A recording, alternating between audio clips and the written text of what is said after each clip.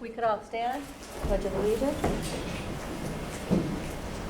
I pledge allegiance to the flag of the United States of America and to the republic for which it stands, one nation, under God, indivisible, with liberty and justice for all.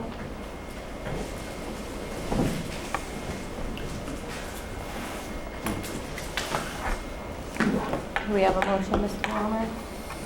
We don't, because we haven't, I think it's board member reports. Yes. Oh, I'm sorry, did we open? We're back in. We're back in, okay, Yeah. all right. Thank you. So board member reports, Mr. O'Leary. Just that make the board aware that Hillview has started the process of putting together an RFP for the new contract for operation of the golf course. Because term is expiring next year, so they have to start the process now. And we're talking about term conditions and all the rest. And obviously, you're all aware that the margins are a little bit thinner, a little tighter than they've been over the last few years where they've been making money. It's just the cost of operating is more expensive, so they're looking at the timeline. I know the town administrators, and I've spoken with the chairman of the Hillview Commission, be an article on the town meeting warrant to allow for an extension beyond the normal 3-year term, which we've done it in the past. We've done a 5 with a 5-year contract with a 5-year extension.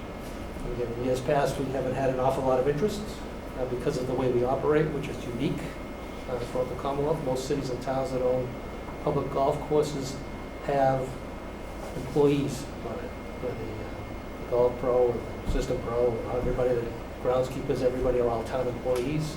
We have a unique way of doing it and have for the last 34 years or so, which has been very successful. Where all we have now is basically one employee who works for the commission. He's there full-time now. We're close to full-time, right? Yeah, full-time now. Before it was 22 and a half hours a week. Now we're up to 35 hours a week to manage the facility. So it's unique. So they're investigating how they should proceed, just to make you aware that come this winter, spring, putting an RFP out.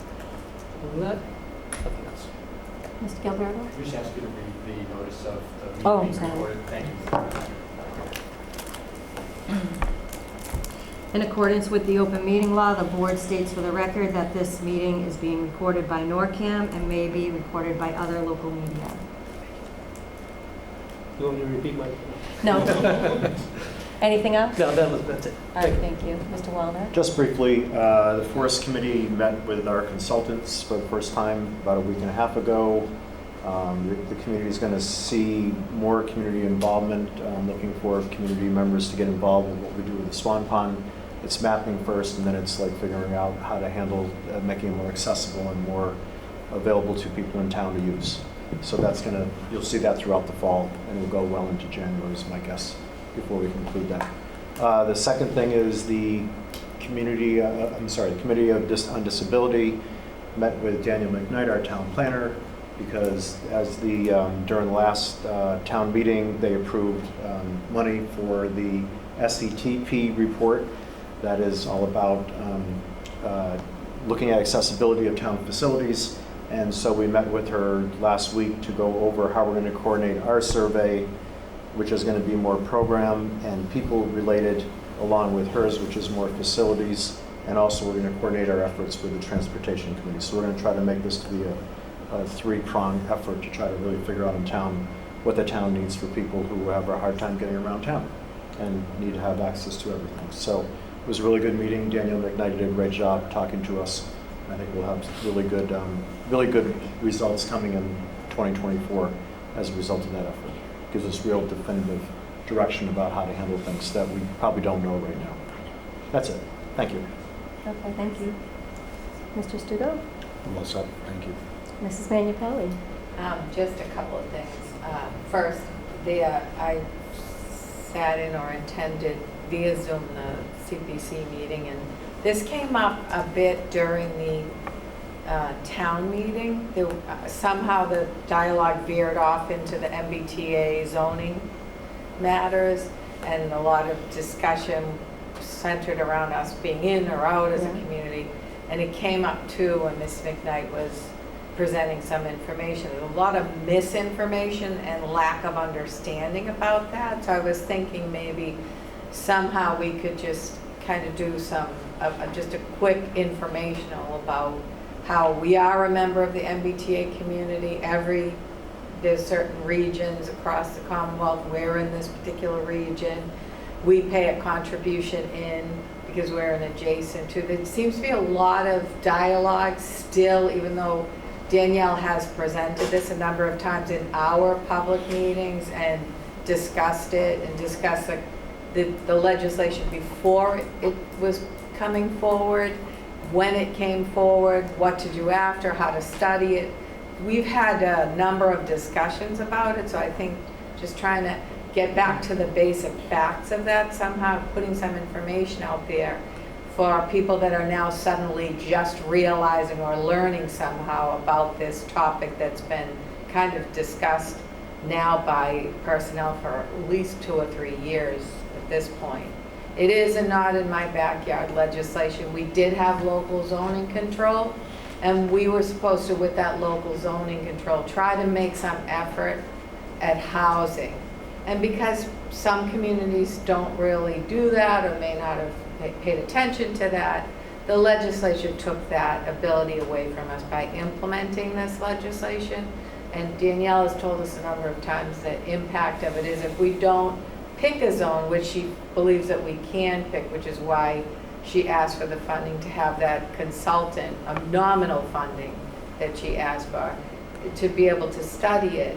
If we don't pick it, that means a loss of funding that's really important to the town. And those are just kind of the basic bullets that I think we've discussed probably, I can't even count how many meetings on my fingers and toes about it, but a lot of the presentation by Danielle, maybe even bulleting all of the meetings at which she's discussed this publicly with us, I think, so that people that are now just hearing about it may be able to look back at it. I mean, she spent a lot of time on this. There was a comment period about it. She spent an incredible amount of time studying this, helping us, working with us on the issues that we saw about it to be able to comment back. So I'd like us to just really kind of focus in on getting information out there to people who are really just maybe starting to read about this stuff and to get it factual information. I think it's important for us to be able to get that out there. So it was challenging because we have new people, newly elected people, and they want to know the information too, and it wasn't necessarily on the docket for that kind of a rundown, but we should try to do something, Madam Chair, I think, about, even if we just put something on our website about it, or have planning, or have Miss McKnight. She's kind of our own expert that we rely on. And that, I think that's something that we should really try to help out with, if we can.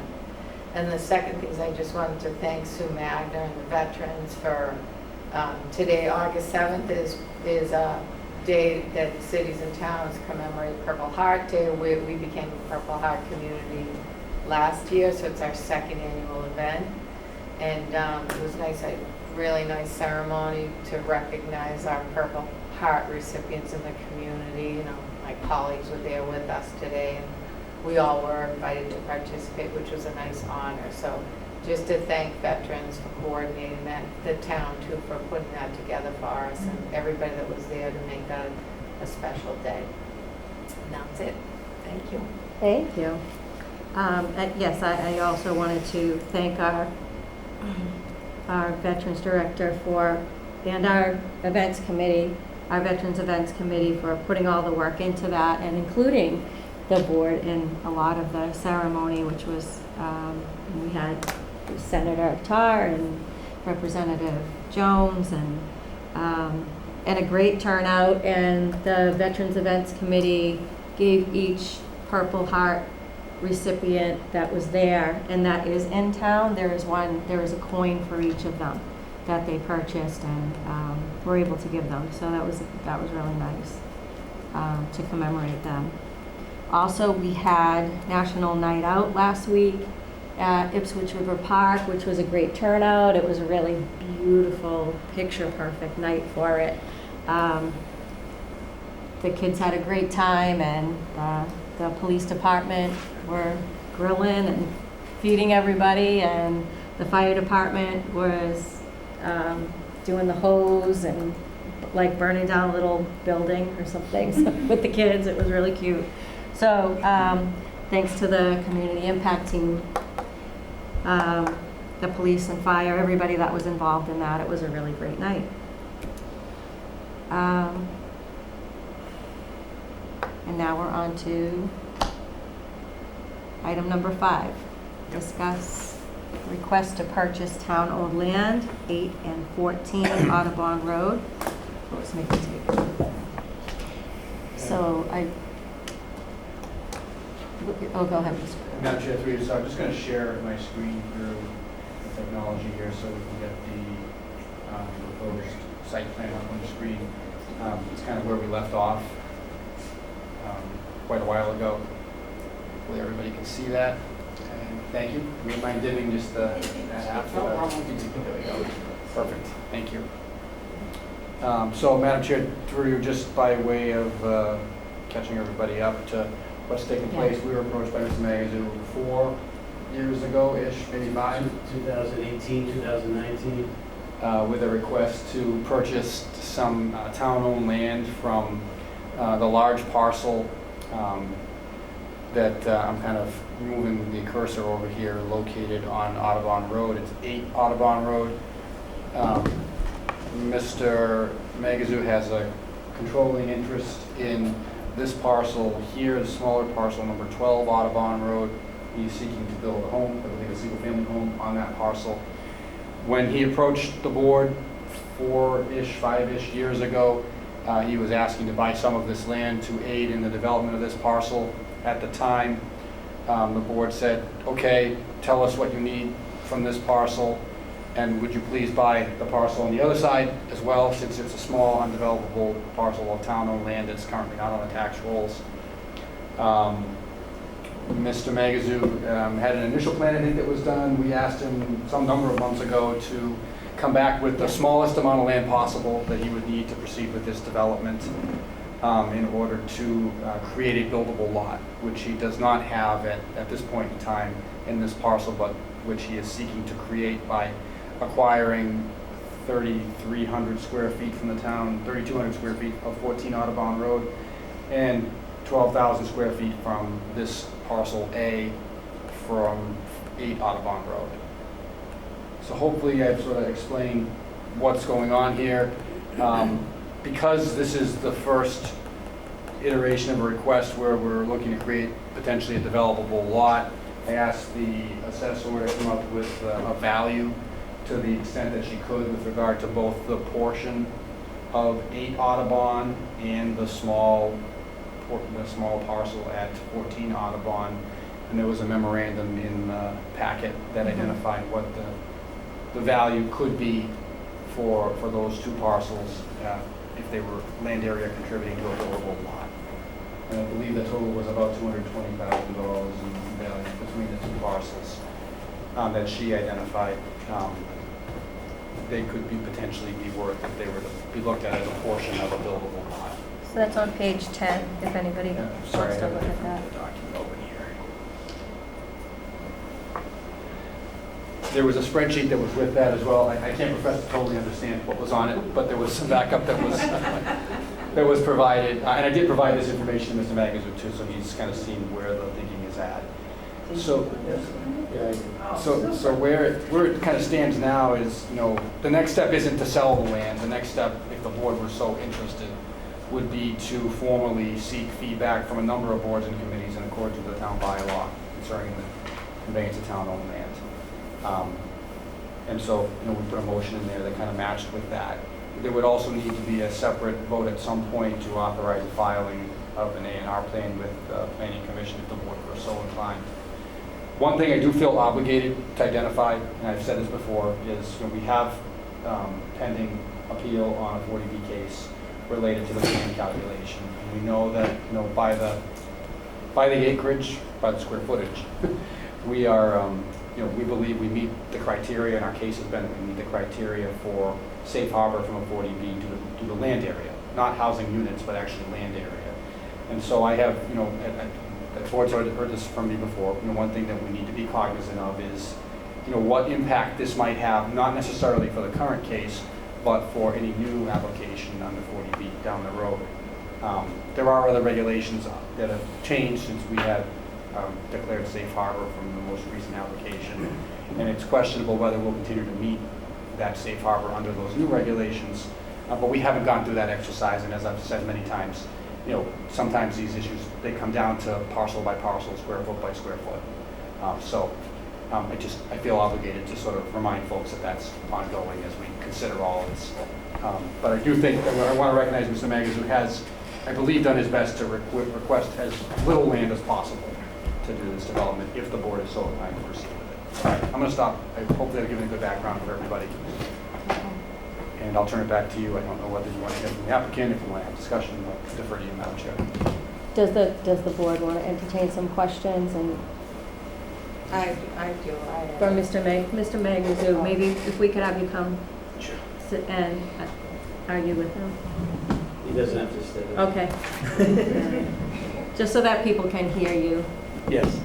Can you hear me? I don't have any questions for Mr. Magazine. Okay. I appreciate that you did that kind of run-through reminder, because I think that the request may have preceded that current litigation anyway, and the current calculation anyway, but I had a question in regard to, because it looks like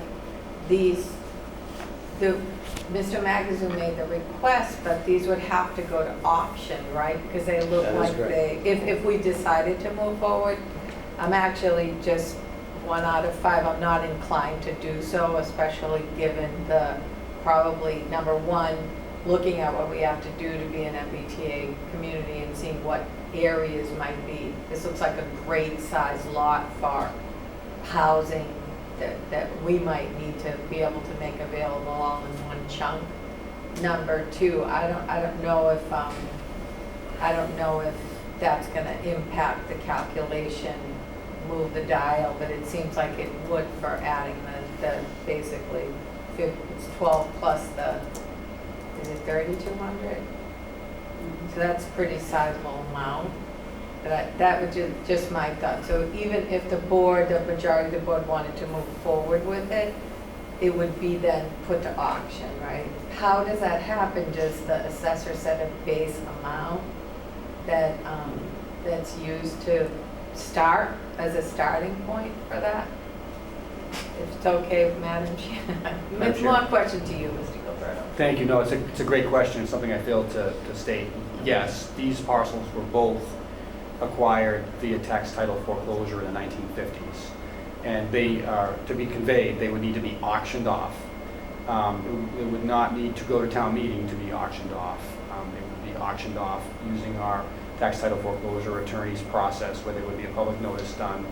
You, as a board, are able to put conditions for any auction, and we've done that before, including a minimum price that you could put on for conveyance as well on the property. I will note that that is a couple of steps down the road in the process. The first thing would be to, I think what I was kind of hoping to get is a determination of is the board willing to consider still selling this, get an idea of what we might be looking at for a minimum price so that what appears to be the only interested buyer, we get an understanding of whether they're still interested or not, and then go through that process with all of our committees to get feedback. I don't expect there's going to be a use identified, but it's possible that one could be by one of our committees, and we could, certainly decide at that point whether to proceed or not. Thanks, Mr. Gilberto. I was just curious about Yeah, that. it's a great question. I don't remember, as the time I've been on the board, that we have auctioned something, but I could be wrong. There were 3 that we've Yeah, I done. remember that. One was a parcel on Riverside Drive that was very small, not buildable. We split right in half. After a plan was drawn up by one of the abutters, we did an auction, and the abutter prevailed in the auction. There are 2 parcels in the same neighborhood that an abutting property owner bought from the town at auction as well. Similar arrangement. It really was only the costs of the auction that we made, where we asked them to pay, and they did pay at that time. Those are the 3 that come to mind. Oh, there were 2 off of Bear Road as well that we did, and it was a similar situation. where abutting property owners came forward. And we did auction them. But that's all spread, what I just described is over like 6 or 7 years. That's right, never mind. It all blends. Thanks, Madam Chair. So to be clear, we're not making a decision on whether we're putting this to auction. We're just, the decision we're making tonight is just whether we want to entertain this. Whether you To want the to other. notify the boards and committees under the bylaw that you're proceeding with it. I do think it's important to have a conversation about whether there will be a minimum price and what it will be, because we haven't had a parcel that we're being asked not to encumber the property with restrictions, basically. Right. And so that alters its value compared to the other 5 or 6 examples I just gave, which were encumbered to not allow the creation of an Right. additional building lot or housing unit. That's kind of where the difference. I think the transaction only makes sense, I don't want to speak for Mr. Maggis, but I think it only makes sense if he's able to do that. And that's why he's here. Mr. Studo, do you have anything? Mr. Wallner? Yeah, so, John, what do you plan to do with it? Let's assume it all goes through. Build a house. Okay, so you can tear down what's there and, There's nothing. There's There's nothing oh, there's there. nothing there. Oh, I thought there was something there. So to regurgitate a little bit of the history that missing here, we went through this years ago. We were on the March Selectmen's meeting in 2020 to approve this to be posted in the paper for auction. And the only reason, because the town wanted to add that 3,200 square foot to the piece. So, and we agreed to do that step. If we didn't take that 3,200 square feet, it would have been accepted the meeting before, and, you know, we wouldn't be here today. But that's it. Going back to your square footage thing, and you know, when we finally got back to the table a couple of years later, the whole thing was over the square footage with the 40B and all that. I have a solution for this. I own extra lots here in town. I have a lot on Redmond Ave that I would kind of put as part of my offer to give 20,822 square feet, which gives a net gain of square footage to the town when I purchase, if I'm the winning offer. So that give it, and if you want more land, I'll donate a different lot too. I don't care, you know. We've paid taxes on lots in town since the 70s and the 80s that, you know, we're just paying taxes on. This is more important to me than stuff that I'm holding out there. And again, I got raw land, I'll donate it so you have more square footage.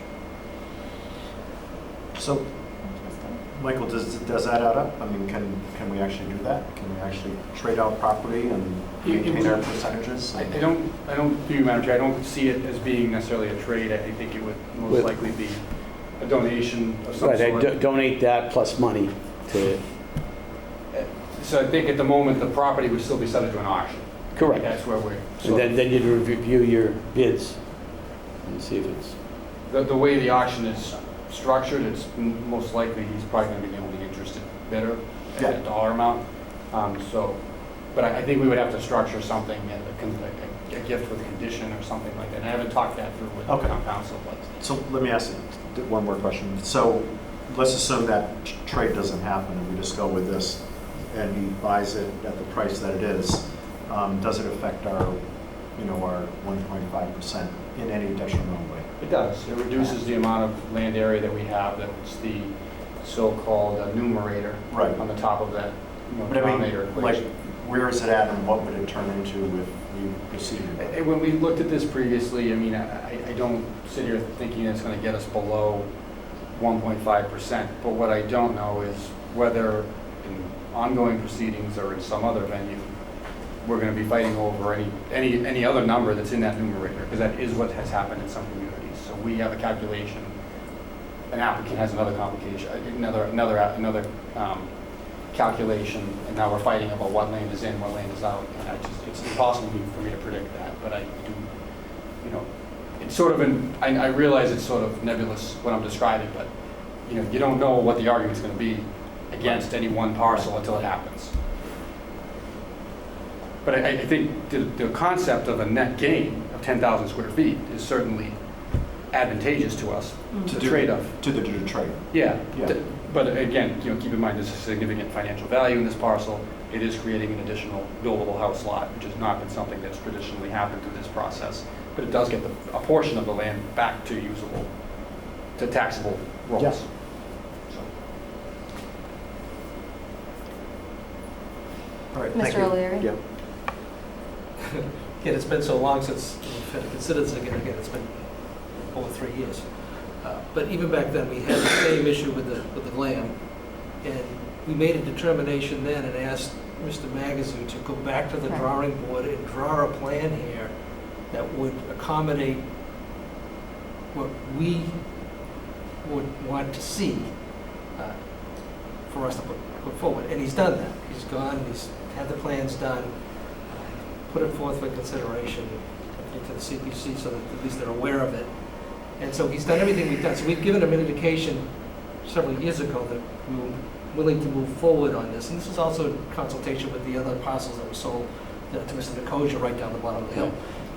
All this discussion, they were going to talk about splitting this Right. huge lot. And then we said, I think we want to retain some of it for Right. the land issue.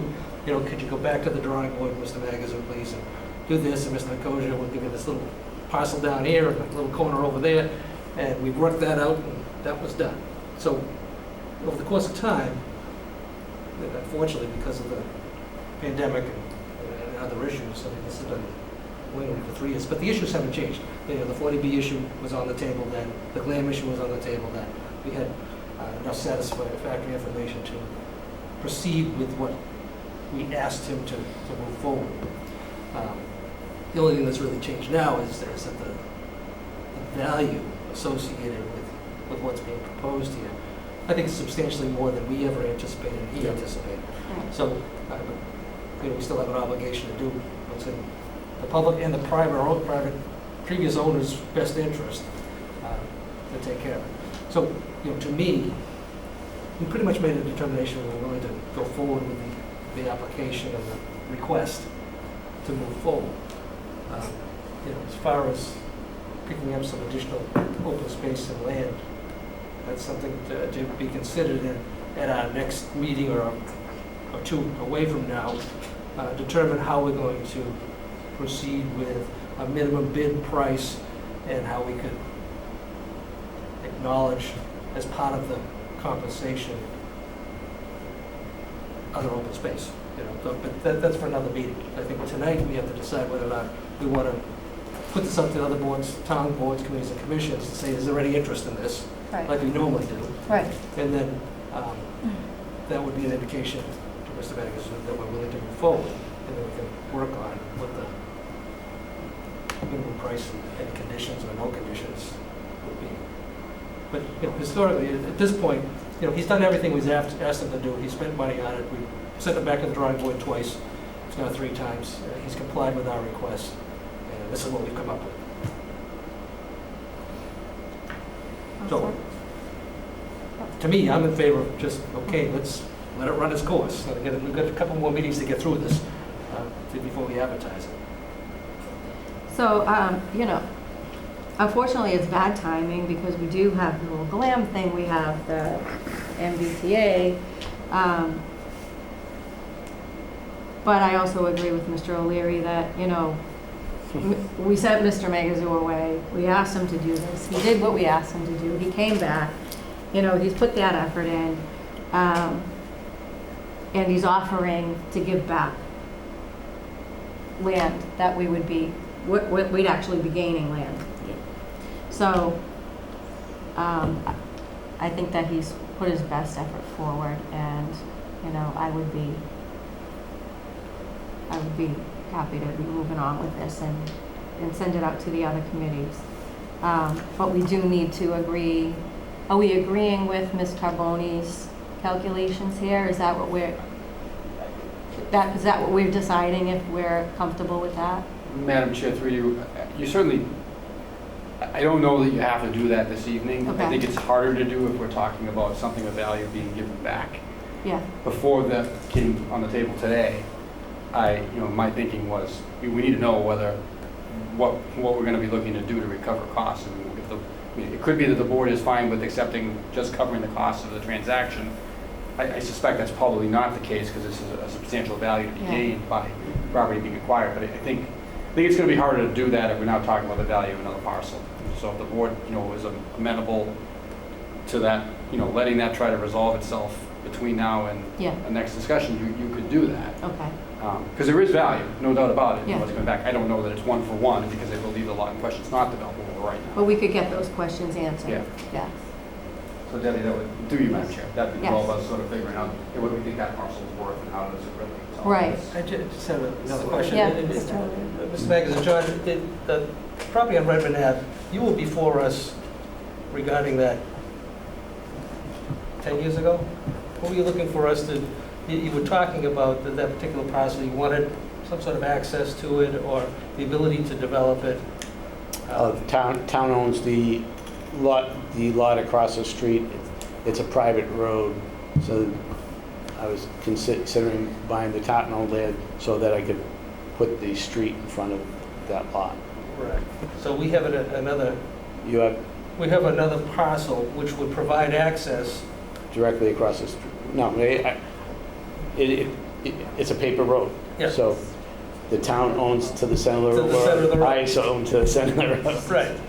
So, So then the town would own that Madam Chair, entire property? I do recall Redmond. Okay. And it's Yeah, behind Kelly, go people's ahead. homes. So we're not That- here to talk about Redmond and the I land know. swap. That should have been No, on the agenda. I just want to make sure that this No, is. he's- That should have been on the agenda for discussion, but Redmond Madam is, Chair, I was Redmond is behind asking if homes. this is the same property we talked about It is. 9 and or it 10 was- years ago. Yes. You were clarifying, right? Yeah. That I do remember. So, that's fine. And again, if you're talking about, and again, I don't particularly think that this parcel factors into the MBTA community issue at all at the top of Redmond Ave, because the parcel that's been subdivided isn't buildable, it's wet, its topography is bad, so it's not going to factor in. Redmond Ave may. No, I think it's the exact opposite. I disagree with you. Yeah, well, If can I tell could, you Mr. It's the Meg- exact opposite. Not at all. Mr. But Magazoo, anyway, it's interesting. I just want to make sure that's the same parcel we're talking about. Just put it in my head. but just to Sure. clarify, Mr. Magazoo didn't say it had to be that one. He said he had others. Right, So right. yeah. if you could give us a list of others you would be willing, There's only two that I'd okay. be, that one and lot on Lakeside Boulevard. So, Okay. But as far as the Redmond Ave Extension unit, I used to own 458 Park Street, which is all the land from Park Street all the way to Redmond Ave Extension. And I grew up on that property, and there was never water until people on Redmond Ave put in their septic systems. Okay? So, just to state that fact. But anyway, I was just asking, is it the same property we talked about? Okay. Yes. 9 or 10 years ago, whatever it was. I wasn't going to get into a debate as to, but we'll find out what the value is later, if there is any value to us. Other than open space is a Do value. we have a motion, Mr. Yep. Wallner? Yep. Madam Chair, I move to proceed with the request to sell town-owned land. Change the light on, sorry. Sorry. A little contrast here. Okay, there we go. Madam Chair, I move to proceed with the request to sell town-owned land at 8 and 14 Audubon Road by notifying town boards and committees as stated in General Bylaw 5.25, sale of land. Second. Have a motion by Mr. Wallner and a second by Mr. O'Leary. All in favor? Shall we discuss our motions? Oh, would you like to discuss? Yes, I'm motions sorry. on the floor, deserve Motion's on the floor. deliberation. Mrs. Manu And I do have something to say, and I appreciate that you've come back and you've looked at this and you've prepared it. And it's not a personal decision, we're the stewards of the land for the entire town. We're aware of the GLAM issue now. We weren't aware of it. I disagree with your discussion about it. GLAM wasn't even a factor when we looked at this. We have an obligation to the town because of that. We know that it's an issue. We know that we're teetering on that based on the number of new units that we've added. We know that we have an issue to address with MBTA. We know that we have an issue to address with affordable housing, setting aside the litigation that we have for 40B. And there are certain parcels that have been looked at and studied. The planning department has taken, the planning commission has taken a look at these. So we owe it to the community to be cautious about making these decisions. And I understand it's going to be auctioned if that's what the board's pleasure is, but I just wanted to state, and I've said my piece already, that I think it's the wrong decision to move forward with this, particularly given the timing. Okay, and so I would just like to say that this will go to the other boards and committees. If they feel that there is a need for that parcel with the MBTA or anything else, they will say so. Also, it's only a portion of that. It's not the entire parcel. It's what we asked him to do, is take the smallest amount of that you possibly can to be able to build. And it's what he did. So that's just my response to Mrs. Mann. Any other discussion? Just in relation to the buildable portion of this proposal, per se, Mr. Megas already owns, not us. The remaining portion of the large parcel is 1.38 acres. So that is, it's not substantial as to what we've asked him to do and he's come back to do. So then I think, as you pointed out, Madam Chair, our other boards, committees, and commissions will determine if there's any significant value to the town and whether we should or shouldn't offer it up. So I concur with you. Can I ask a question on that? Sure. You mean that the portion that's remaining is not buildable? Because it's not clear from it. It's more than 20,000 square feet. It was 1.66 acres. It's now 1.38 based upon what we asked Mr. Magazine to go back and draw. I guess I'm misunderstanding. Are you saying some of this is wetlands that can't be built on? This is definitely not depicted in this plan. The town-owned portion is wetlands. Part of it. Mr. Nicosia bought the other smaller portion, which we did sell to him not too long ago, within the last 2 years, which was the bottom portion of that 1.66 acres, along with another small corner, right in the corner of Burroughs Road. So, but again, if you're talking about area, and you're talking about buildable lots, we're still retaining 1.3. It's still a buildable lot. Area-wise. Area-wise. Topography-wise, and what you can do with it is something totally different. But Right. area-wise, it conforms, but other than that, there are a whole bunch of other issues with it. So whether you're retaining it and being able to build something with what we own would be a challenge. But that being said, I concur with the chair. Okay. That we should So are we ready to go ahead and take a vote? Any more discussion? Okay. All in favor? Aye. No. So we have 4 in favor and 1 no. It passes. Thank you. Thank you.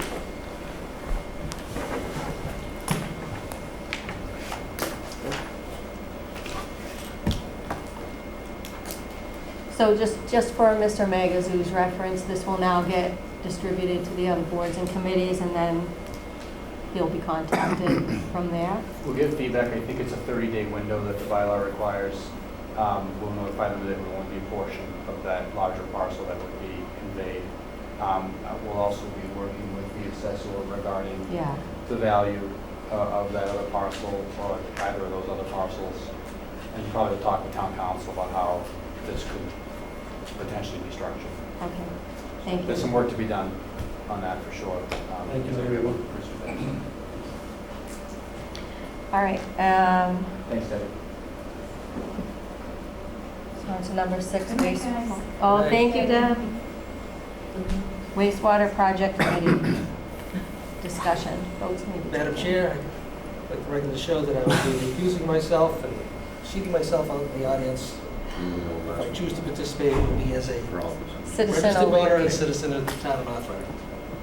And I follow in his footsteps. Okay, Citizen Wallner and Citizen O'Leary can take a seat. Thank you.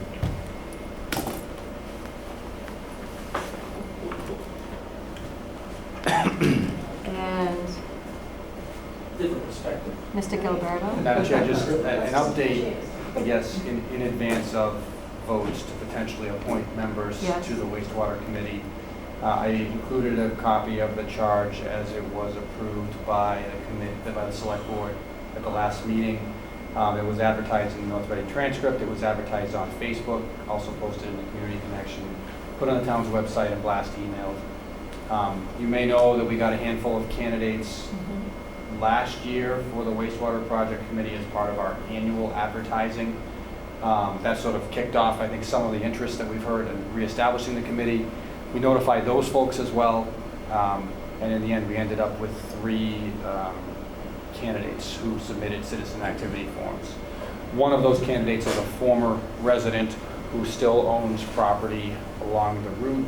2 others are residents. I think one is on the route, one is not. I did talk with town council. It appears with the filing of the appropriate disclosure with the select board, a property owner along the route, a resident along the route, could participate as a member. I know that was a question and it came up on social media, and we did answer it by saying we wanted candidates from throughout town.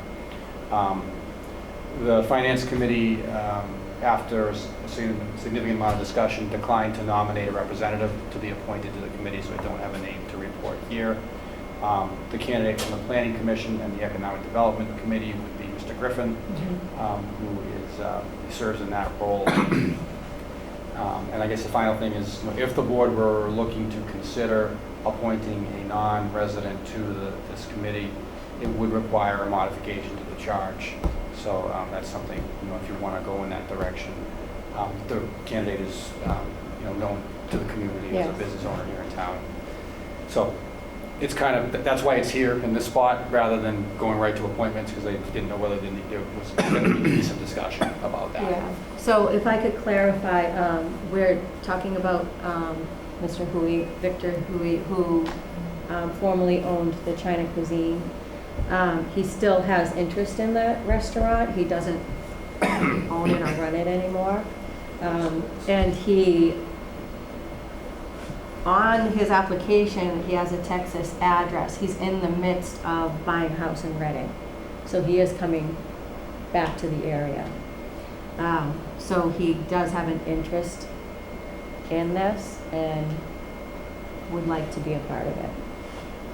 So if we were to consider that, we would have to change, like Mr. Gilberto said.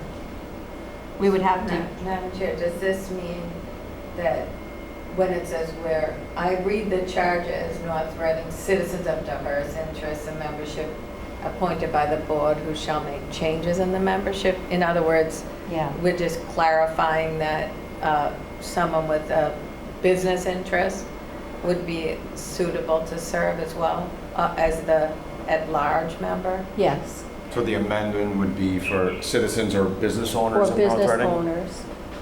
Or is there a different way to word it? I guess I don't read the charge as saying anything different, but if there's a specific need to, I would make that motion. I always, in our discussions about this, we always had discussed business owners or even residents along the route. At least that's what I envisioned members. That's obviously the people that this particular individual who submitted the form. So I guess if there's a need to clarify how that reads, which I don't think there is, but I would make a motion that it would also allow for the at-large member to be to be someone of the the North Reading business community that's willing to serve and fills out the citizen activity form. I'd make that motion. Okay. Second. Okay. So I have that motion. You have that motion, Jen? Yep. And I have a That was a second. long one, I'm sorry. No, that, you were clarifying it, that's fine. Yeah. I see. And I have a second, so all in favor of that? Aye. Okay. So now we can probably move on to the appointment? I think it's a couple items down, but yes. Was it something else in Madam Chair in that? Oh, here it The is. mission that was in question, or? Madam Chair, through you, I think Ms. Minipelli raises a great point. I think it's that word, cross-section of North Reading citizens of diverse interests, making clear it's not limited to somebody who's living in North Reading. I think that's the only clarification that needs to be done. I think your motion's done that Okay. here. I would make an important point. Even if all three candidates are appointed this evening, there is still one more vacancy. So we're still looking for members. I know the timing is not great, time is of the essence.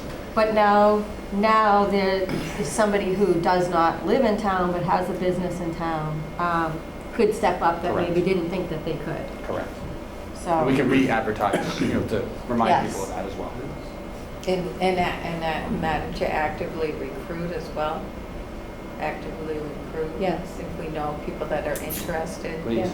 They would just be putting the form in, they would just be filling the form out? They can do it online. If they need us to print it for them, we'll print it and email it to them, or drop it off at their home if they need it.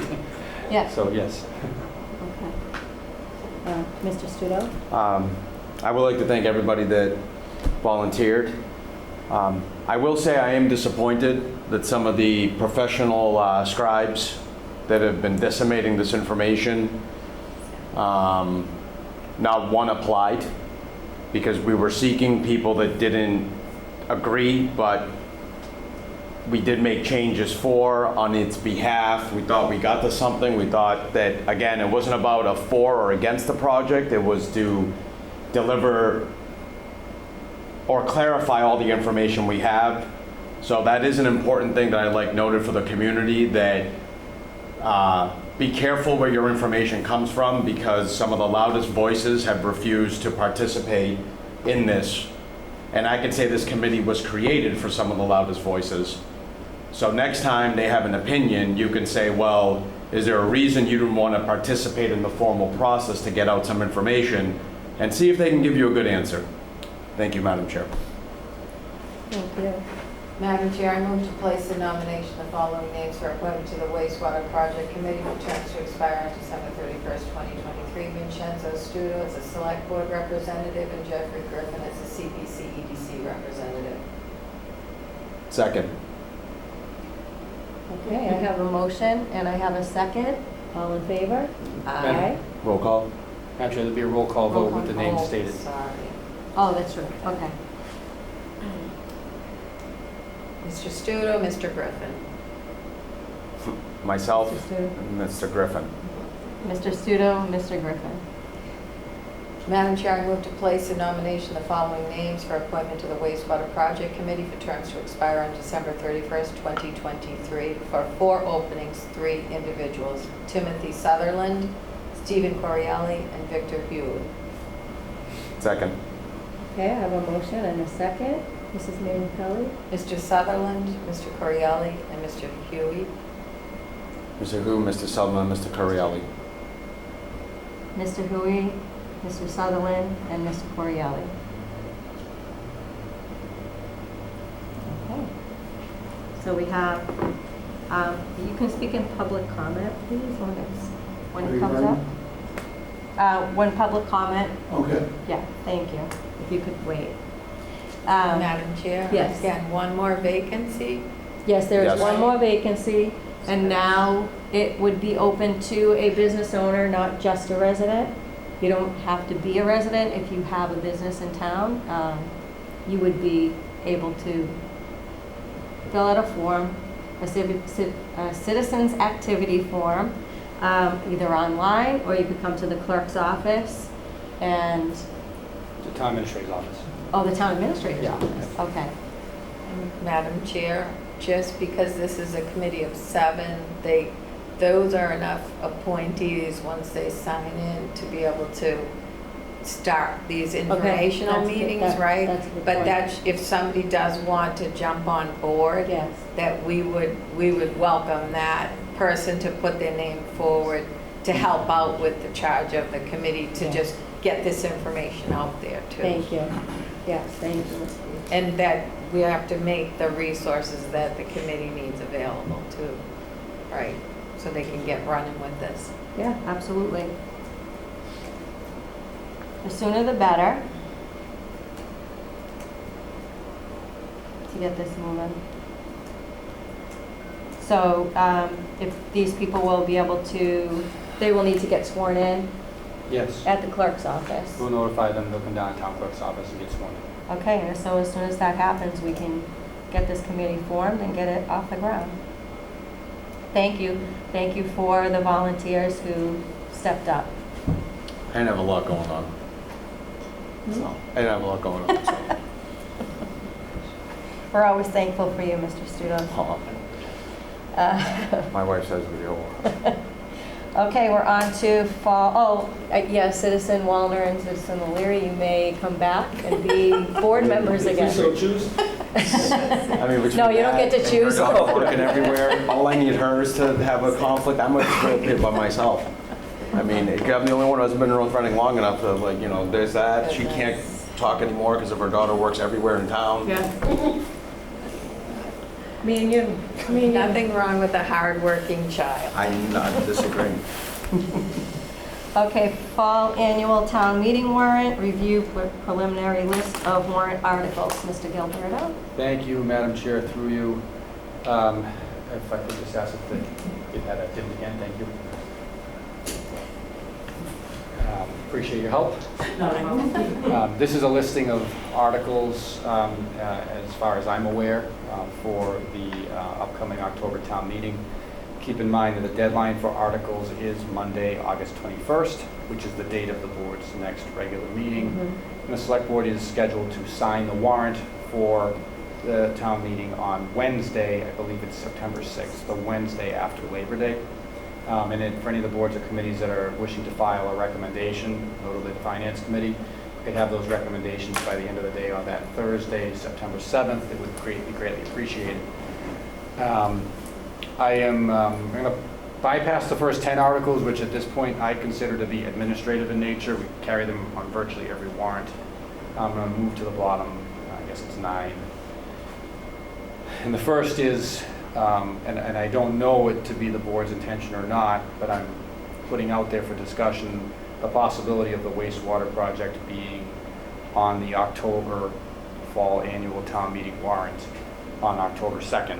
I know that there's been discussion about whether the October town meeting or a special town meeting in October makes sense.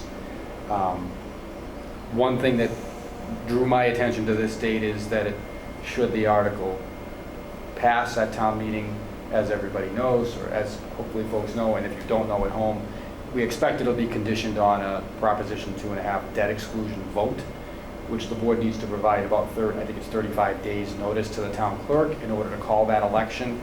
So this schedule would allow us to call that election for around the middle of November before we get too far into the holiday season in late November and December.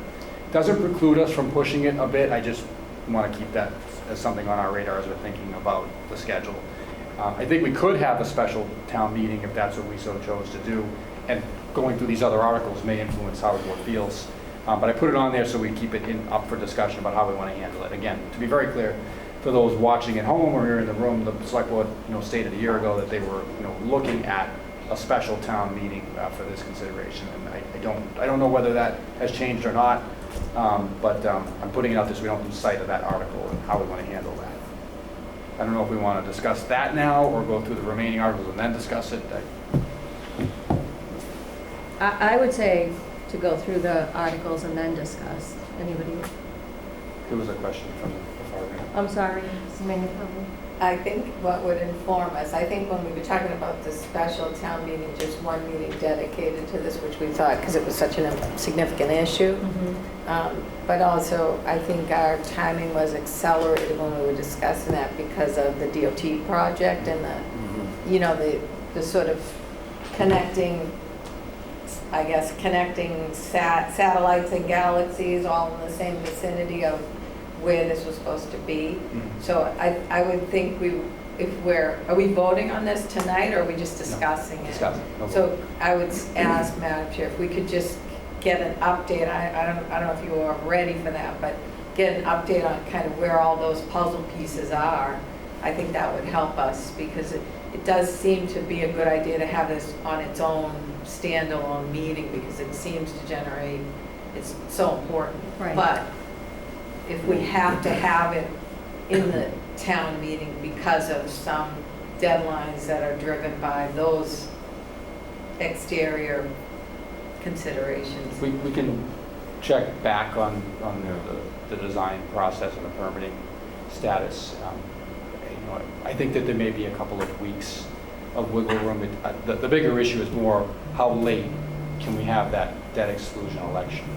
And again, the board can decide to have it on any number of different dates, but I would imagine later into the holiday season in the county year, the more difficult it is to get people's attention for that. So that's more the concern that we have. Sort of, I think, in April or May, when we last talked about the timing, we had narrowed down that this timeline worked. It was really pushing up against some deadlines for the design of the DOT project, but that it could work. It's more that timing that election that I think is a bigger issue. But we can continue that conversation. You're okay? Can I? Yeah. Can I discuss? Is it okay, or do I need to recuse myself as a citizen?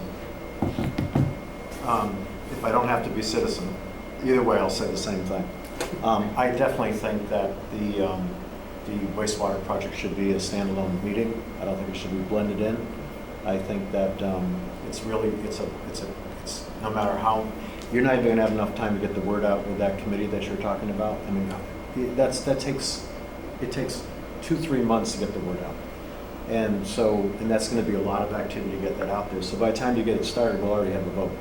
So I don't know how that wastewater committee you just voted for would even get going in that amount of time. We were, what are we, 6-7 weeks away? No. That's not enough time. Mr. So I think it absolutely needs to be a separate standalone meeting.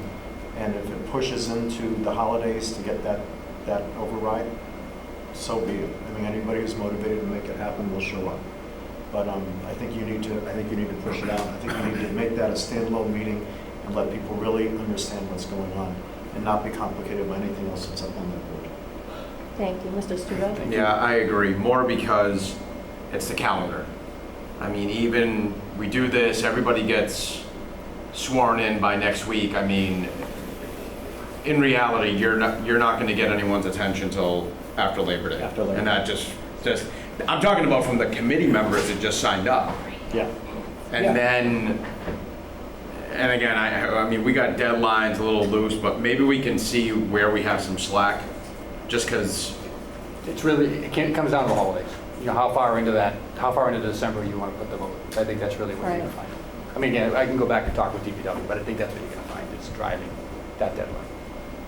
Well, hopefully it doesn't snow. Well, if you do it in November, you do it mid-December. People will show up if it matters. They will. Yes, we know they will. We're well aware of that. But if they don't have the right information, you're not. I mean, No, that's just, this committee is very important. yeah. And they have to be able to have time to do their job. And I keep going back to the school, how many months it took for them to get the word out Yeah. on a lot of different venues. And I watched a number of them. It took 2-3 months to get the word out about what was going on and see the plans. Do you have a financial? The other thing you may want to consider is that should it pass at a special town meeting, you'll need to call a special election within 90 days. So you want to decide, do you want that to fall in January or February? I don't know. Thank you. I'll continue on the list, Madam Chair. Yeah. So through you, appropriating money for continued design of the fire station renovation. You may recall we got a proposal for schematic design and design development and construction documents. It was a big number. We broke it up into pieces. The first piece was schematic design. That work has been ongoing and is nearing its conclusion. The second and third components are design, development, and construction documents being created. It's approximately an $800,000 expense, we believe. That It's about $750,000. $750,000 request plus reimbursable fees. Regardless, it's something that, you know, we knew was coming and expect to have on for an October town meeting vote. There hasn't been a vote of the Facilities Master Plan Committee yet, but I expect there will be one formally submitting an article that certainly we'll work with them on. So that's something that will be on and should be on to continue that project moving forward. The appropriation of funding for bridge and culvert study, it's something that was a capital request that, you know, the feeling was it really isn't a capital item. It's more of an article for standalone funding that I can't understate how important it is based on the challenges that we're facing with Chestnut Street and that culvert right now. There are many of those. They're much smaller. They may be on less busy roads, but we need to look at them. And so I'm definitely going to be recommending that we fund that moving forward. There's flashing hand to your right, Madam Chair. I'm sorry. Mrs. Minipelli. Thank you. Do you have a sense of what amount of money you're looking for at this point? You put it on here. Do you have an idea of that? I think the request was $100,000 when it came through, but I'd have to go back and look. And it might be a little less because we've done some work. In that order, Yeah. And is this something that could possibly be done with the use of ARPA funds? Yes, I'm sure, you know, going through the lost revenue process that they'll allow us to do for virtually any expense, yes, it could. All set, Mrs. Minipelli? Thank you. Okay. Authorize Article 97 home rule petition for the Chestnut Street Bridge. I don't think I need to explain it too much for the board. You're familiar with it, but for the public who isn't aware, the bridge is closed because the Department of Transportation advised that we close it because of its significantly deteriorated condition. The rebuilt bridge in many of the scenarios that we've been talking about is probably going to require an additional footprint of land, which will impact Conservation Commission controlled property requiring Article 97 approval. We don't know that for certain. We'll be back here on August 21st with the engineers with more information in response to the discussion that was had at the last meeting about the options, but preparing for the likelihood that there's going to be an Article 97 implication. We'll be working on that. Appropriating money in the opioid stabilization fund, that's something from the finance department that we talked about during the budget and town meeting process in the spring. Appropriating money from the middle school, high school settlement, that's something that is required to go through to become free cash once it's received, so it will inflate our free cash number. Talking with the finance committee and, with the finance director, and we'll need to have some conversation with the finance planning team as well. But, you know, I think our thinking is that whatever proceeds we may have that we can't use to buy down outstanding short-term debt, that we can set aside to defray costs down the road for the borrowing repayment that we're making over the life of those loans. What that number ends up being, we don't know right now. We need to close this project out, so it's going to be tough to kind of determine it right now. And you know, I'm talking purely about the proceeds of the settlement. There's a portion of the settlement that's actually covering costs that we've paid for largely in free cash that wasn't direct project related, so you know, we may want to handle that separately. So we don't have those. We know what the numbers are from the settlement. We know that at this point in time, but how we're mechanically going to recommend moving it, that's something we're still working through right now. So we have those funds, obviously. We will have them. We have them. They'll be we have the certified. funds. We have them, but they'll be certified and available in the fall. Yeah. So, and as far as the closeout, where are we at on that? I know it's a little separate issue. Yeah, we're working our way through it, and you know, we have prior year closeouts that we're still reconciling through, but our goal continues to be having free cash certified for the October town meeting. I mean the closeout on the middle school, high school project. So a significant amount of back and forth with PMA, providing invoices that they required. We're working our way toward a resolution. I don't have a timeline yet for closing out. I'm working against the goal of the short-term borrowing renewing next May. That's sort of working to try to avoid getting in that situation at this point, hopefully much sooner than that. Has been communication from MSBA as to specifically what they're looking for? Yeah, MSBA is in the conversation with PMA, with myself. there are a couple of issues where we're looking for signed copies of some payment requisitions that we may need to ask MSBA to give us some leniency on. And PMA seems optimistic that they'll cooperate, so, but yes, they're in the conversation. Thank you. You're welcome. Appropriating funding for grant deficits from the Finance Department. Again, we saw this take place when we closed out fiscal year 2022. We had to take some action at town meeting. This is a placeholder to address any shortcomings that we have to address related to the fiscal year 23 that we are in the process of closing out. Mr. O'Leary mentioned under his report the management term contract in excess of 3 years. The state law caps it at 3 years. We had a prior town meeting vote authorizing it to be longer than that. One thing I think we should look at is whether we want to afford to the commission, the Hillview Commission, the ability to have a standing authorization for this type of contract to be longer than 3 years rather than requiring it each time the contract renews, because the business model that they've had in place, I think, is generally relied upon approximately a 6-year model. The state law limits it to 3 unless it's a vote at town meeting. So it's something we need to look at, whether we want to just do it as a standing approval. I think it makes sense to handle it that way rather than go back to town meeting again. So I'll talk with town council about that. Okay. And then we have a street acceptance, Eaton Circle, off of Mount Vernon Street, I think. Mount Vernon Street. That's been nearly constructed and ready for acceptance. So hopefully we'll be ready for that. Thank you, Madam Chair. All set? Any discussion, any questions, comments? Mr. O'Leary? I know all of us have received correspondence from a constituent regarding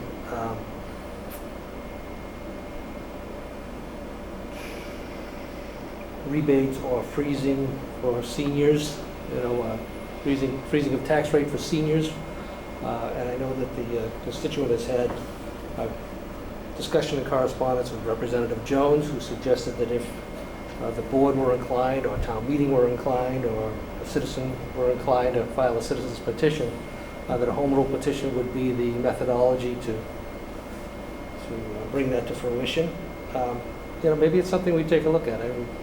I know they do it in other states. I know the town of Reading had done something above and beyond what we have done in relation to the working it off. And maybe it's something we could look at and should be looking at, and October is the time to do that. I don't think it would take an awful lot of research to see what the town of Reading has done, and maybe it's something that we want to put forth for town meeting consideration and avoid the citizens petition having to come forward to do it. And if the board would be in support of doing that and taking a look at it, we should have the administration just contact our neighbors to the south and see what they've done and see if it's something that we can see fitting into our portfolio for our seniors. So I would suggest that we put a placeholder on there, and again, we can determine not to move forward with it, but at least put a placeholder on there, being responsive to the inquiries, and we can justify where we should or shouldn't. In addition to that, I had a question for the town administrator earlier, which he said he was going to be checking into, as to was there going to be any requirements for any boards or commissions or committees or departments to put some money up and spend the money. This is the state opera money, which has been earmarked for us for specific projects. Do we actually have to appropriate the money first before we spend it or not? And he was just going to clarify with the finance department as to whether or not that needs to be done. If it does need to be done, then we need a warrant article to allow our departments to spend the money that's been offered up through the state legislature and approved already. And if not, we don't have to do it.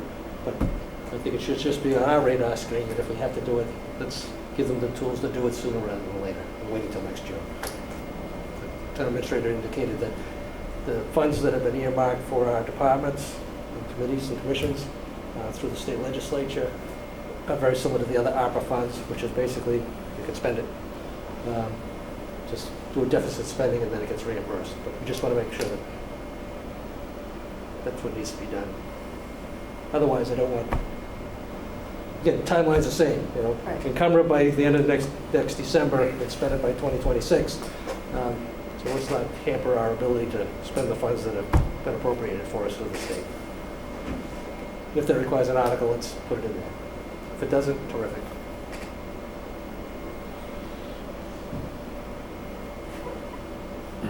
Randy Kelly, are you good? You look like you're contemplating something.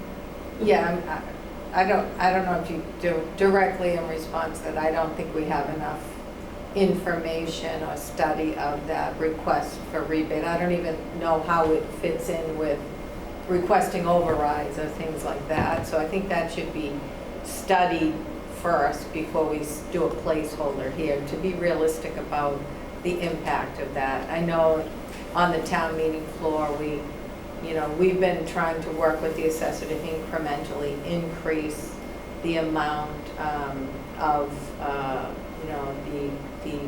the work program. I guess the abatement program is really what it is.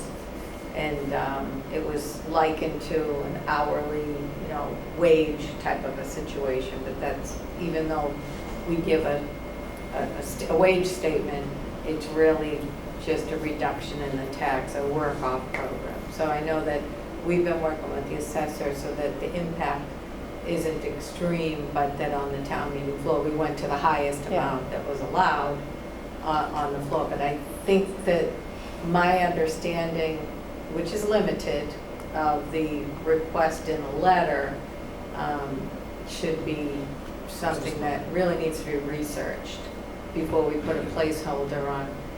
If we can't even get a project that we've been working on for years onto October town meeting, I think we might need to study that one a little bit too. And I don't necessarily think we should follow the model of our neighbors to the south, because they've had to have overrides just for operational needs. So I'm not sure in the tax planning that we let our financial people do here that it's wise to just go by that model. And I'm not saying anything negative, because they have a much greater business capacity. They have a split rate for their business community, et cetera. So I just would say, let's just figure out for our own town and our own budget and our own needs and our own projects and things like that, how that is going to impact it. How does that work and how does that impact? And I don't necessarily think it's ready for a placeholder. But like you said, citizen petition could come forward. We still would have to do all that work to study it to be able to make a recommendation on it. And the second thing, I was puzzled because I don't know if I'm following you, what you're saying about the ARPA funding needing to be appropriated. I wasn't sure what you meant by that. So What I meant by that, the Hillview Commission had some money set aside through the state legislature of ARPA funds for improvements on the relief function hall facility. We'll say $100,000. The chair was under the impression that we would have to appropriate the money, spend it, and then use those funds to reimburse ourselves. Town administrator isn't so sure that that's the case. He believes that basically you can deficit spend and then get reimbursed that way. I just want to make sure that that's clarified, that that's really what has to be done. If that's the case, then we don't have to do anything. If we do have to appropriate the money, then Hillview and other town departments who have already indicated needs and what they would spend the money on, if we have to make those appropriations for October so they can do the projects and then get reimbursed. That's all. okay. So it's just in other words, it just a might be- procedural issue, and it may be null and void if what he believes that he's going to get it clarified. But if not, we should allow the opportunity for an October town meeting just to have those articles so the departments can spend the money. Mr. Studo? So, couple things. If we don't find more revenue, we're headed for an override. I know no one wants to say that out loud, but I'll just tell you now. That's number one. So before we start talking about cutting revenue, and again, also, I understand this point. My parents, my dad's over 70, my mom's getting there, they live in Malden, so I understand all this, but it seems to me that I want to clarify, that there's not an equal distribution of taxes. Yes, there is, because last time I checked, somebody at Park Colony doesn't pay as much as Woodcutter in taxes. I just want to mention that it just seems that, let's just be clear there. And also, if we do anything like this, I think there needs to be a broader discussion, because this is the first the community's hearing about it. Right. I think a majority of town would have some interesting things to say about this proposal, where we're going to base property tax rates based on age. I mean, and I know you're not saying that. We're talking about some rebates, but I just don't think we have the money right now. And let's say we could appropriate it from certain things. It is my understanding that it is very strict what money has to be used for, depending on where it's at. So that's my thing with this, is that I acknowledge too that there can be an issue. But again, first of all, in my opinion, like everything I've always stated here, everything should be income-based, meaning not age. Absolutely. Meaning, I know people in this town, maybe Miss Manning doesn't, I know people in this town over the age of 70 that make a combined income that is well above the median of this town. And the fact that just an age will qualify them for a rebate, like, so that's just one thing we'd have to work on. I'm just saying that the concept is not bad, but I feel like it is just so complex that I don't think it can be done anywhere near this close to October and any placeholder fashion, like even a rebate. And again, I just think this is something where this requires its own public hearing, in my opinion, before a town meeting article. Like, it just, because, and again, a citizen's petition can come, and I can tell you that if the word got around that we were about to vote that depending on your age, we're going to reappropriate tax burden to everyone else. Remember that abutters meeting where everybody came and reversed the rule? Yeah, I think we'd have the same thing. This time I may be on the winning side. So, thank you. Mr. O'Leary? Just my purpose in bringing it up is, again, we all got some correspondence, and I think it's worthy of consideration. It's not reinventing the wheel. You know, let's see what the impact, let's see what Reading has done, what it offers, and what impact it has had on their budget down there, so that should a citizen's petition, only takes 10 signatures, citizen's petition come forward for the October town meeting, we have an obligation to research it and look at it. I'm not saying we're going to spend an inordinate amount of time here, but I think it's not going to take much time to find out what do they have, what does it offer, and what was its impact on their budget down there, and then what would an impact be here? Because those are the basic questions that would have to be answered if a citizen petition comes forward. And we would have an obligation to at least answer those questions. So let's do the research anyway. Put a placeholder, and then we can withdraw it. We can withdraw it before it goes to print. So, you know, we're not going to be surprised if it comes forward. So let's just be prepared for it. Mr. Waller? So two things. One is I would recommend that the tax aid committee take this on and do the study and do a broad study. And since I'm involved, I guess that would be including me. And we can invite in that person who wrote us to come join the committee and participate. So I think the tax aid committee could do a lot to research that. It's been kind of a pending issue because we do have other tax aid that they only have like $12,000 in the budget. It used to be years ago, people used to give money to help out people who were on the lower income side. We don't do that anymore, so that budget's just kind of frozen. And it's been kind of a dilemma for us to figure out how to kind of help out people who are on the lower side of the income, how do we keep them in our town? Because keeping these people in our town is very, very important. They help build the town. So I'm recommending the tax aid committee take this on and that we actually do the work, if that's okay with all of you. And we can study. It won't be done by October, obviously, but you know, we can come up in June when we have a chance to like figure it out. So I suggest that. The other thing I'm disappointed not to see here is the accessory dwelling unit policy, which is an extremely practical way for people to stay in their homes. And so I'd like to get an update on that because my understanding is that they will be coming to our meeting on the 21st and we're going to be having a combined meeting. Is that correct? That's not confirmed. Madam Chair, through you. So go So ahead. I know there's a follow-up to last meeting or maybe 2 meetings ago. 2 meetings ago. Yeah, the chair and I met with the building inspector and have subsequently had some conversations with the town planner. Where that effort stands is she is going through 50 or 60 years of zoning to identify and match up the few what are believed to be legal accessory dwelling units in town, when they happened and under what provisions of the zoning they actually occurred.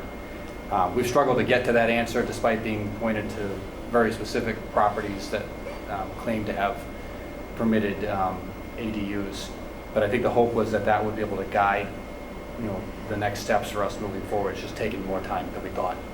I don't believe the Planning Commission's intention is to submit an article based on what I've heard from them at this point in time, and we've obviously discussed that. But now it's in the planner's hands to try to figure out, okay, well, what did we have on the books for zoning? And could that be replicated as a way to address this? We just haven't come to that answer yet. So Okay. there is a possibility, for a joint meeting on that and other items, that may be pending as well for the 21st. But I'm being cautious in my comments because I know she's doing a lot of research to try to find out when that. Yeah, that's kind of an unfortunate thing, because the reality is that you can just go to AARP and read about a model how to do ADU. It's not very hard. Many communities have done it. It doesn't require a lot of thought. I mean, yes, it requires thought, but for the CPC to kill it in committee and not bring it up to the town and let the town decide, to me is an unacceptable position. And I have held off going to CPC meetings in the anticipation they would be here by August 21st to have a combined meeting. Without that combined meeting, I will be going to CPC meetings, and I will be reminding them, as I have many times before, about why we need an ADU policy and why we need to implement that in our town. I think our select board generally has supported that and has been behind that, and there's no reason why we shouldn't continue. We've talked about this in our strategic meetings. I've talked about it with CPC a number of times, and last time I was there, before I cut my leg, they promised that it would be on here for this meeting, and now it's not. Well, it's a different board. They can't promise something to you. They did promise something to me. They did promise something to me. Doesn't mean that they had to follow through, but they did promise it. And so I think that every effort should be made to have them come to remind them about what the issues are about ADU and how if we continue to lose our seniors because they're overhoused, which is a situation, and we're also ignoring that many people already have illegal ADUs in their homes, which is a safety issue. They need to be reminded about what this is all about. And it should be discussed with the board, because I think we have strong feelings about it. At least I know I do. And I've heard from others that they do as well. So every effort should be made for them to be here. And as far as I can see, that would be a placeholder we should have on this. And they have time to get it done, based on the time you'll give them. So, a couple things. I agree with Mr. Wallen on the taxation committee to do this. And again, here's why, just so I can clarify more. I think the way can be found to help somewhat. But I think that after my experiences in multiple things, including the sewer project with others, there is not one day that goes by that people of all ages in North Reading don't say that taxes are too high. So I'm just saying that, great, I mean, I would even say, I mean, if a citizen's petition comes up and we have to do it and it goes to a floor vote, I think that my fear is that gets rushed, it goes to a vote, and I don't think it would pass. I'll say that. That is my opinion now. And then you know what happens? Every time we try to do something, it's going to be, is this just a way around trying to get something done that we couldn't get at town meeting? So that's what I'm trying to say, is that like we can try to find a way to help, but I think something is charged as somebody's got to pay for this. Okay, I mean, it's capitalism 101. I know we don't want to say that, but if you pay 80 cents on the dollar, we still need that 20 cents. Somebody else has to pay for it.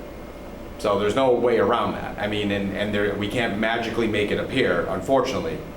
So I just wanted to clarify that I'm not against helping. Because again, I have parents who are not wealthy, who live in Malden, and I mean, it is what it is. Like, there's, you know, I mean, I think if they went to, I mean, you worked in Malden, but I think if tomorrow I try to petition Malden that can they pay less in taxes, I mean, they might throw me out of City Hall. So, again, I'm not saying we're doing that. Also though, Mr. Wallner, because you brought it up, is there any way, just because I cannot be here on the 21st, would you be okay pushing that meeting to the Wednesday one in September? Only that. Like, if we can if we can give some more time, and someone can talk to the CPC, just because I would like to be there for that, I will not be here for the 21st. So, Would we still be able to placehold it on the, that I can't answer. I mean, that's just, I'm Because just to saying, me- I mean, if to you me- guys have to do it on the 21st, you do it, I just can't be here. well, the other part of that is it relates to the sewer project, because we're asking each household to kick up $100 a month. That's going to be a direct attack on the seniors who are already strapped for meeting their property tax. One of the ways they're going to be able to mitigate that and be able to offer some sort of relief for those people is to offer them to have ADUs, which would be a highly efficient way for them to stay in town and get the care they need from their family in their homes, which is what everybody wants. They want to live in their home as long as they possibly can, and they want to live in their community as long as they possibly can. So I'd love you to be there for the discussion. I'm just looking at it, how do we get it on there? And if we can do it later, it's fine with me, but What's it go to press? So the board would be asked to sign the warrant on Wednesday the 6th, and we would be submitting it to the printer the 7th or 8th that week. The timeline is already very tight for the yeah. planning commission to Can we develop put it on language. and then have vote hearings. to pass over? I mean, not just to pass I mean, over. the board can develop any article that, that it wishes to develop. I think the key is how much of it will be in what's mailed to people's homes. Do we have the time to schedule hearings for the planning commission to comply with the law in order to make its report to, the October town meeting? I mean, I think those timelines are very tight in any scenario, honestly. And also,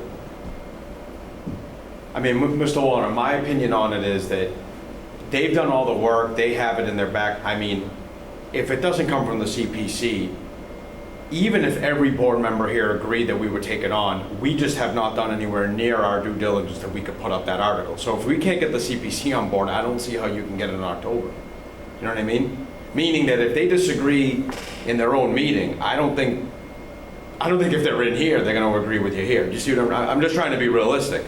That if they don't sponsor the article and they have all the research, I don't think we can prudently do it. So, Well, they've agreed with me for the last 2 years, and there's been a lot of research that's already gone into it. It's only in this last vote that they decided to kill it in committee. And I just happened not to be there when they were doing it. good talk. Mrs. Manu Pelli? Just a few more comments on it. First, as to that, it doesn't die because they're not making a recommendation. I mentioned this, even though we're getting to minutes later, but I did speak to that at the last meeting. But they could make a recommendation against it at town meeting, but there was already a draft that we looked at here. I recall Danielle giving us a draft. We talked about it. I think there were some legitimate concerns that they had regarding, okay, so the family member lives there, age in place, elderly person, then what? What happens then? Is it really restricted just to a family member? Is it really restricted just for income purposes? Okay, but then once the family member is no longer there, then they're gonna rent it out and it's just gonna be an extra, dwelling unit on the rolls, an extra unit that we have to calculate in. So there's some different considerations that they're making in terms of whatever they decided to do, but I still think if it's something that this board was inclined to consider, it doesn't necessarily have to die there. The second thing is with regard to being pro or against these initiatives or rebates or elderly people. Again, this came up on the town meeting floor, and I just think it's a misrepresentation of all of the efforts the board has put forward. We've been talking about these tons of age-friendly initiatives, including accessible dwelling units, for a long time now. There have been active steps this board has taken. We've worked with the assessor in terms of what we can do to push forward with things that will help the aged population. We recognize that based on Mr. Wallner's stats that he's given us, pretty soon the majority of the community is going to be in that bracket versus what it is right now, which is almost balanced, right, with newer families coming in. So to make a decision like a rebate on the fly, I think it's a little bit different than our decision on the fly on the floor of town meeting, because it was just bumping it out a little, even though the assessor has to go back and figure out how much of the overlay is available to be able to be able to afford that, because we know we couldn't afford that, but we did it anyway because it was requested and it was a warrant article. So there's so much that has to be taken a look at here. But it brings me back again to when we talk about the tax rate every year, we're sitting here at these public meetings that are publicized, and we talk about the circuit breaker, we talk about the abatements, we talk about the exemptions, we talk about all of these things that are available to people, not just elderly, veterans, all of the things that we have in place, that we voted in place or that are statutory, that are available to buffer someone who has a financial need to buffer the tax. So we have those in place. We're not doing a good job communicating it. We're basically at these public meetings, public hearings that we publicize, talking to each other about it. And it's very clear from the people that were at the last town meeting that they don't have all of this information. So I think that's a key. I love that idea of calling this person to the committee. And also that committee should really be publicizing all of these things. Like I said, the assessor sits there and tells us every year when we have the tax. We ask her to go through a rundown of it. We ask her to explain it. We ask her to put out some information on the website about it. But that still doesn't stop the suggestion that we're not doing anything to help, elderly people or income, people that need financial assistance here. So I love that idea of that. And I love the fact that the committee's now kind of getting back into the swing of things and maybe can start giving some of these information out to the community. It's clearly, we're the only ones talking to each other about this stuff. No one else is paying attention to it. Yeah.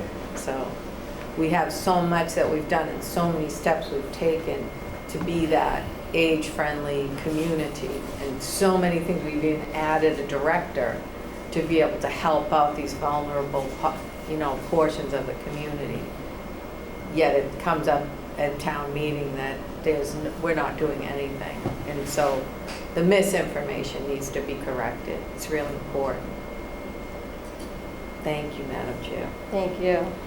Yeah, this seems to be, with pretty much everything we do that we talk about and we work on, and it's like nobody's ever heard it, so there's a missing piece here with communication that we need to probably work on.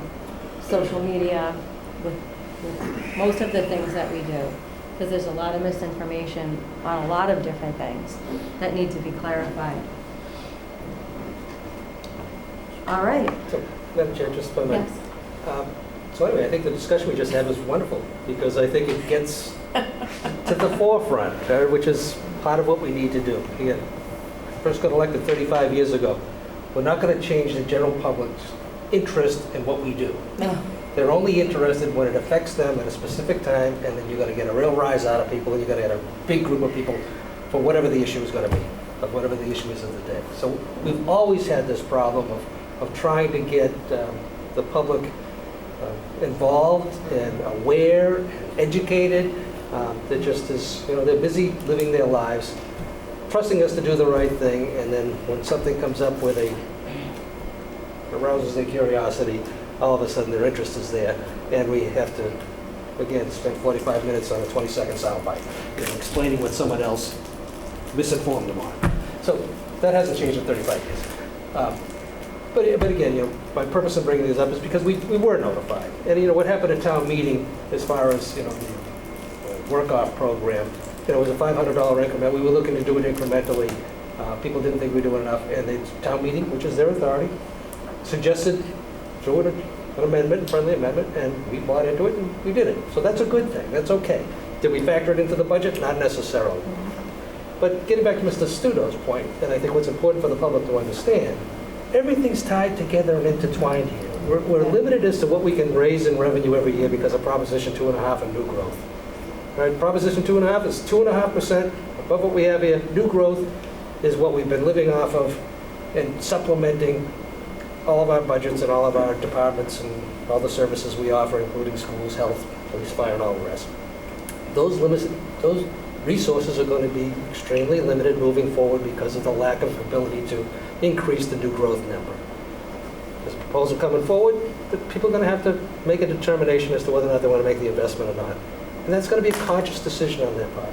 That's fine. And this new committee is going to need the time to get that information out there and educate the public on it, and hopefully there's enough interest to get them going. But to Mr. Studo's point too, if we give these rebates, or we freeze the taxes at a certain level, the cost of operations is going to still be the same. We can't, are we going to be cutting police, fire, schools in order to offer these rebates, or is someone else going to be picking up the tab for it, and how's that going to work? And that's through the home rule petition. My purpose in bringing it forward is, it's not going to go away. We're going to have to talk about it. I think the Taxation Aid Committee is the appropriate place for it to take a look at it and opine, Can we do it? Should we do it? And how much is it going to cost us to do it? And I think hopefully that would satisfy the one individual who's taken the time and interested to bring it forward, but that interest is going to grow. And we have a responsibility to take a look at it, that's all. So I think it's a terrific idea. But people, again, have to get a better understanding and handle on resources are finite, and so is everybody's in their home, their own are finite. But unless you make the investments, you can't afford to maintain what you have, never mind growing any programs or moving with the times. So we're at a crossroads. We have opportunities that are going to be presented to the public this fall, as far as being able to provide ourselves with an opportunity and take advantage of an opportunity to increase our revenue stream, but it's going to take an investment on everybody's part. But in order for us to do whatever we're talking about here, ADUs, all the rest, it's all intertwined. So I think the discussion's been healthy. That's great. I buy into the Taxation Aid Committee looking into it rather than us securing the spot. And if a citizen's petition wants to come forward, we'll address it. But say we're looking at it, this is how we're doing it, and don't be too hasty. We're going to have a recommendation one way or the other come June. But good, healthy discussion. Mrs. Manichelli? Did that also, I know that communication came to us, did that also go to the assessor for, to look at? No, I don't think so. Because it's probably that she should have the heads up on that. That's fine, but obviously we're going to be taking a look at it. And again, I don't think it's going to take much for us to call next door down to running. Well, she's on the Tax Aid Committee. Right, but Well, that's true, yeah. but again, I don't think it's going to take much for us to find out exactly what's taking place Big next door and what the impact. impact has been. Yeah. So I think we should do that too. All right, everybody good? One more question, Yes. Madam Chair. So when do we have to finalize this list? What's the date by which we need to add things or remove things from It's this? September 6th. September 6th? We're signed, sealed, and delivered. You'll be asked to sign the warrant on September 6th. The deadline for others to submit warrant articles, including departments, boards, and committees, and citizen petitioners, is August 21st. So by our next meeting. Yes. Okay. Thank you. All right, we're ready to move on to public comment. Anyone here that would like to make public comment? Hi. Could you I came here tonight with one. Could you state your name and your address just for us? Paul De Niro, from 402 Park Street. Thank you. I came here tonight to talk about get out the information to people in the Wakefield system. What I'd like to do is to see if I can help people with information that isn't there. And so if I could do something like that, I think I could help people understand it. And what I'm talking about is people come to me all the time, like they come to you, and they have questions to things that aren't in the print. Like what's going to happen if this, or if I pay $25,000 for the septic system, when I have to pay $35,000 to $50,000 for my property. What happens if the mains in the street aren't big enough in case some other streets came on? Am I going to have to pay for that increase in the main pipe? So people don't know. They're going to come back at me the second time, or they're going to go back to somebody else. So, Mr. De Niro, the whole point of this committee is that exactly.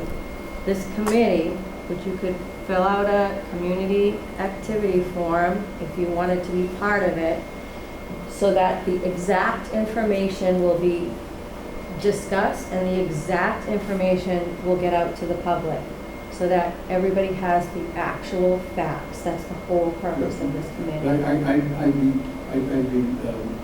in favor.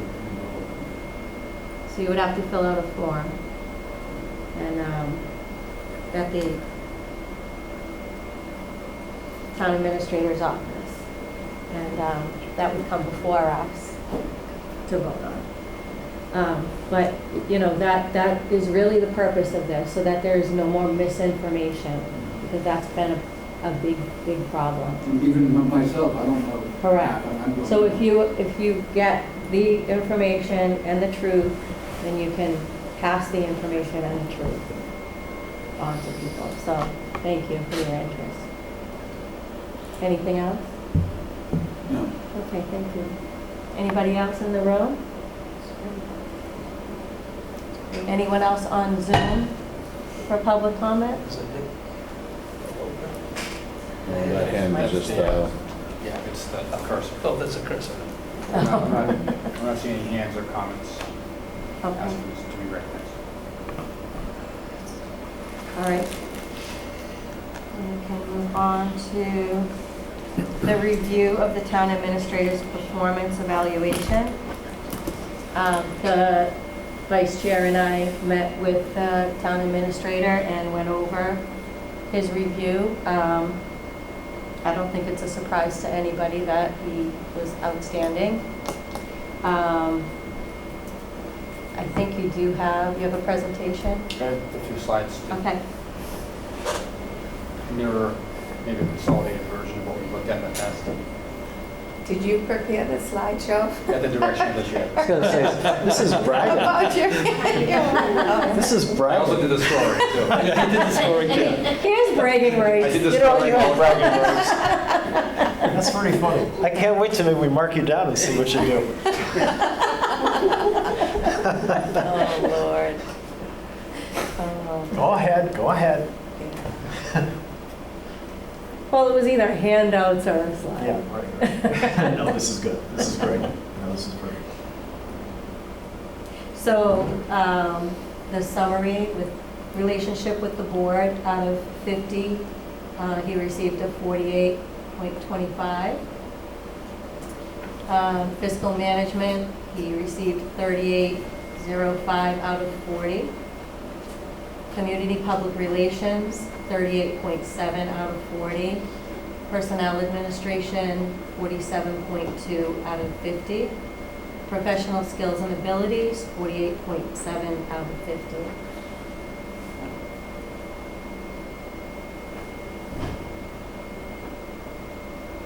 So this is the overall rating. His overall rating was 220.9, which comes nicely into the outstanding portion of the rating. And just so for the public to know that this happens every year, and the board,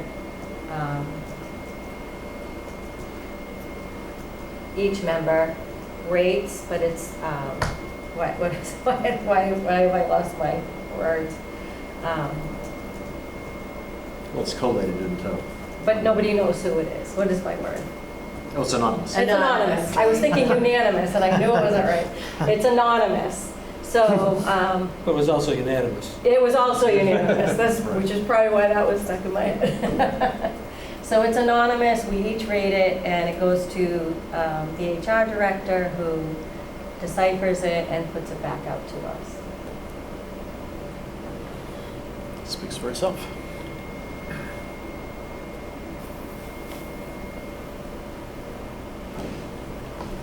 Any comments? Mrs. Minipelli? This is a good opportunity to say thank you for everything you do. Thank Mrs. Gilberto, thank the mini Gilbertos that are home, vying for your time with the rest of us. We really appreciate that everything you do for the town. It's a lot that you're juggling, and it's a lot of unseen hours upon hours upon hours that we know you do. Maybe the general public doesn't recognize it, but we really appreciate your investment in the community, for sure. And thank your family for sharing you with the rest of us the way that they do. Well, thank you. Thank you, Mrs. Minipelli. Mr. Studo? No, I mean, that's a great job. It's just, there's a lot that goes into the background that people don't see. Yes. And, you know, sometimes you get a call back when you don't expect it, and I purposely don't pick up because he needs to stop working if it's after a certain hour. So, but yeah, he's always, you know, above and beyond. Thank you. I'll just say the level of detail that you take on, plus keeping the big picture in mind, is really exceptional. I consider myself a multitasker, but if I had to do what you did, my head would blow up. Because it's just, the amount of details is just overwhelming. So your recall is excellent. Working with you has always been excellent. I know that you work very well in the community. I know you're always covering off on all the details. And I always feel like I'm, you know, the moment I'm thinking is, where is that information? It usually shows up. And so I really appreciate, and I like working with you a lot. So it's been really good. So congratulations. Thank you, appreciate it. Yeah, ditto, for everything that's been stated here. But in addition to that, people have to understand, you know, just coming through the pandemic, significant changes in personnel over the last year to 18 months. I mean, for me, it's been unprecedented as to the turnover of people in key positions that have taken place, and your ability to call from talent from within to help you get through the situation and do the hiring has been phenomenal. The public hasn't noticed because it hasn't missed a beat, and I'm sure there have been some sleepless nights for you and some hours during the day where you've, oh my God, now this came up. It's phenomenal as to you know, how you've handled it and how you've been able to handle it. And I know we're extremely grateful for all that you do.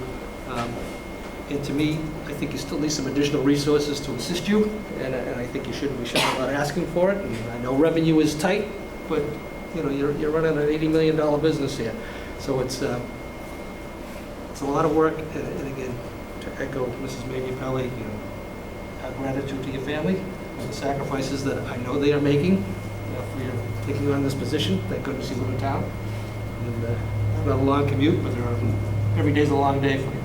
But you certainly warranted the scores that you got, the outstanding rating, because you've earned it. Thank you. Thank you very much. And we did support him with the Public Services Director, which last year you didn't have, who's doing a great job, fantastic job, which is taking a little bit off your plate and letting you focus on other areas, which is great. And I will concur with my colleagues, everything they said. And I think it should also be said how lucky we are that we have someone from our own town who lives here. For us, it's a great thing. I'm not so sure it's good for you. You don't get to get away from it. You're on the soccer field and the hockey rink, and, you know, you're hearing it. But I think for us, you know, to be living in this community and decisions that are made affect you also, you know, not every town has that, so we're lucky to have that. And we're just lucky to have you. You're honest, you're professional, you're a class act, so thank you. Thank you. Appreciate your comments and support. I just want to say, you know, and I know I say it every year, but it can't be understated. I get to be, you know, I get to take a lot of credit in a public meeting here tonight, but it's because of the work of, at any given point in time, 550 different employees who are working hard every day in some way, shape, or form, whether they're a poll worker or whether they're seasonal help or a career firefighter, police officer, DPW employee, administrative staff in the town hall, department heads, professional staff. They all work very hard every day for our community, and I just want to say thank you to them. And I'll also say thank you to my wife and my kids, as well identified, who have always been nothing but supportive. So thank them as well. Thanks. You're welcome. Good. All right, appointments. Madam Chair, through you, I believe we have only the election workers and Veterans Event Committee member left to vote on.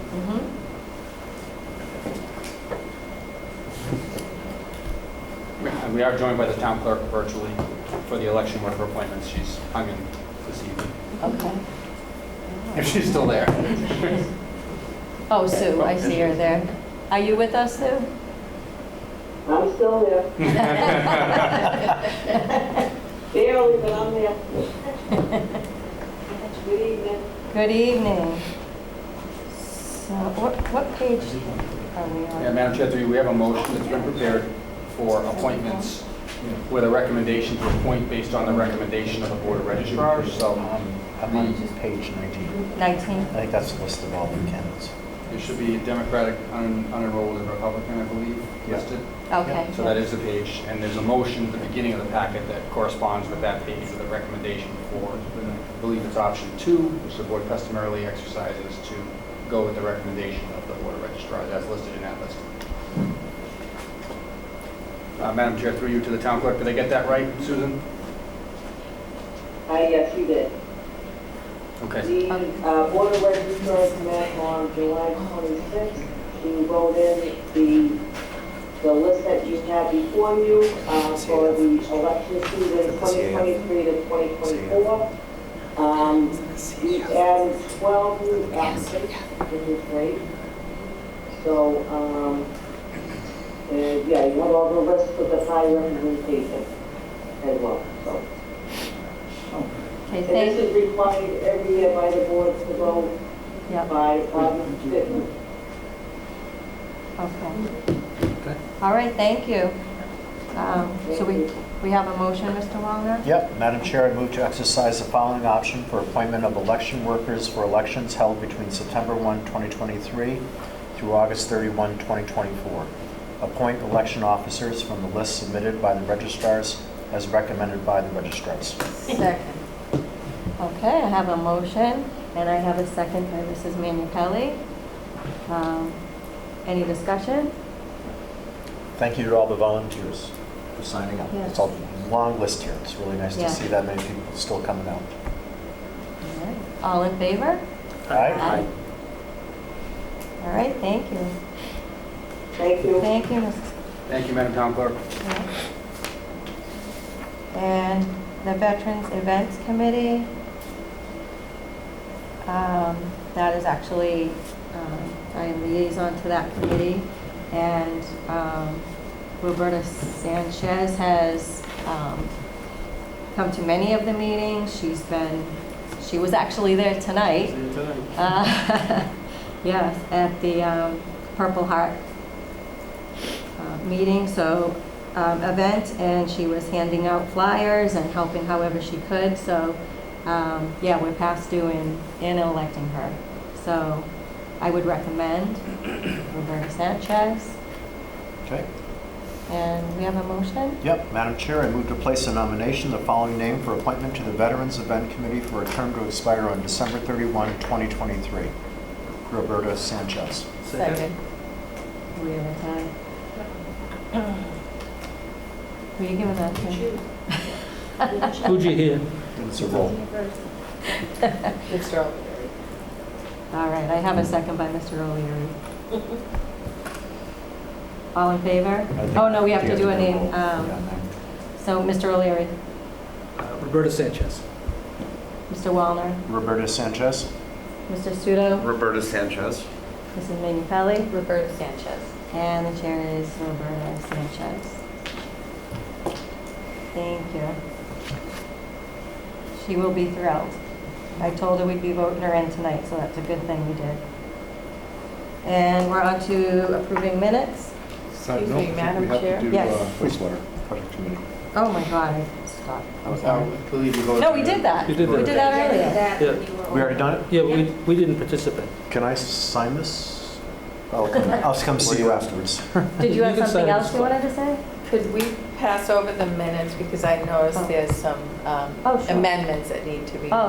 made, and I could maybe just send them to Mrs. McNeil? All of them? Or just? Both sets, Both, okay. yes. yes. Okay, so we're gonna pass over. Thank you, Madam Chair. And did you get your question answered that you can sign that? I'll see them afterwards and you can tell me. Okay. So we're on to town administrator's report. Madam Chair, through you, the town has once again benefited from the advocacy of our legislative delegation in the form of a series of earmarks for the community in the state budget that was approved at the beginning of last week and submitted to the governor. It's pending on her desk, and I think she has a deadline of signing it by Thursday of this week. I won't read each of the, I believe it's 6 earmarks that we benefited from, but they benefit both municipal operations, the community as a whole, and the schools. And so that was covered by the transfer pretty well, I think, in an article last week as well. I will note that our local aid numbers came in pretty healthy. They happen to have come in a little bit higher than the budgeted numbers we were using going into town meeting, which will allow us to cover what would have been a shortfall created by raising the maximum amount of the senior tax work-off credit for the fiscal year. So we're fortunate, sort of got lucky that we'll be able to cover that for this current fiscal year. It will put some pressure next year as we're going through the planning process. I don't want to make it seem like it's it's free. It's just that we happen to cover this. By the way, the amount we were talking about was about $30,000, which probably pales in comparison to what the magnitude of the other programs that we've been talking about earlier this evening for senior tax assistance. But that program does still exist here, tax work-off program, and encourage folks who are interested to contact my office. And that concludes my report for this evening. Thank you. Thank you. Any questions? All the new business. Mr. O'Leary? Well, we've had lots of ceremonies since our last meeting. Yes, we have. Yes, we have, right?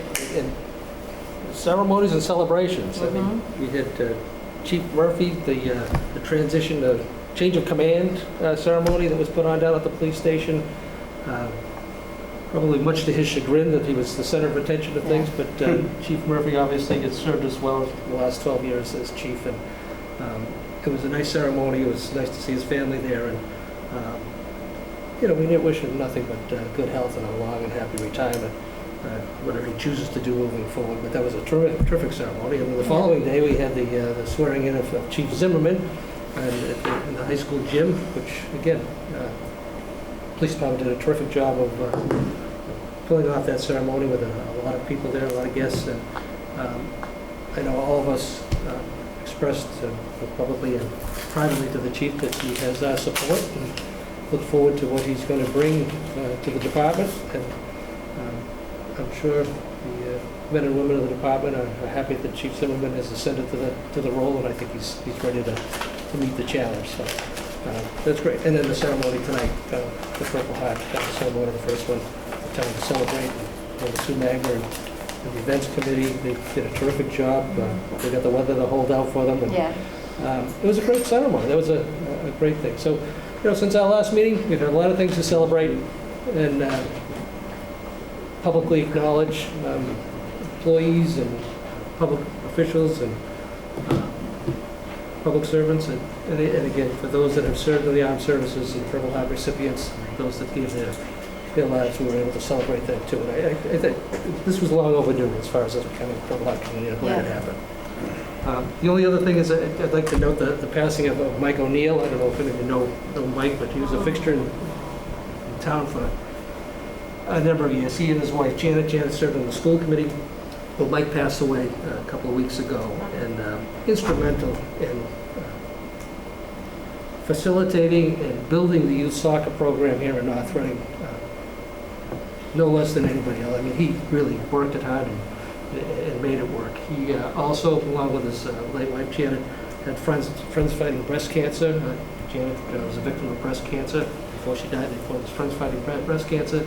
And they had a number of fundraisers over the years. It's very successful, where the community came out and supported the causes for a long time. But also, importantly, Mike served in the LUC. Was instrumental in Ipswich River Park, the development of Ipswich River Park. He helped design it. He used his talents. He's a local businessman here, but he used his talents to design the park, help design the park, and give us the open space that we can all enjoy. So, untimely passing, so to his daughter Katie and son Michael, our condolences. He's surely going to be missed. And he was a fixture. He happened to move to North Andover a few years ago, but you see him down at Nan's having coffees. Everything was still North Reading. Yeah. And terrific gentleman, so well respected and respectful. Everybody just loved the guy. It was sad to see him passed. I just didn't want to be left unmentioned, because there are so many people in the community that give their time. Yeah. He's an individual out of his life who just devoted themselves to this community, making it a better place. It worked. Well, thank you for sharing that. That's all. Thank you. Mr. Walker, older news? We had another tragedy in our neighborhood, and so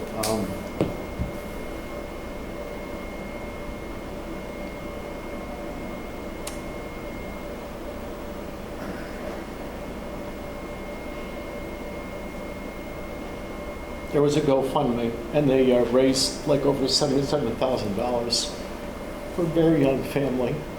And I have to say, my experience with the police and the first responders throughout the day was very good. They did a really professional job. They were very courteous to the family in a very difficult situation. And it was like medical examiners and, just a ton of people were there. And they did a very nice job. After the initial arrival, they did a really nice job, and very professional, and I thought the police department did a really nice job. And so the town is very generous. The GoFundMe was one example. Many other people came out in many other ways. So thank you to the town for doing that. Our neighborhood really appreciates it. Thank you. Thank you.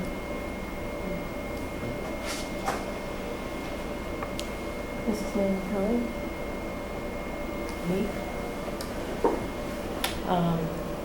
That's sad. I'm very sorry to hear that. I'm sorry to hear about Mr. O'Neill too, because when I first came into the community, that's where I located my law office. It was one of the places that he made space available, so I got to know him that way. And my husband's a bit of a hermit, but he actually went to the FFBC annual event, so he would actually go and dance around and have a good time there. So he even got my hermit husband out to something. So that was really, I remember those events really fondly, and their family and all of their friends too. So I'm sorry to hear about him, and give my condolences to his family as well as to your neighbor's family.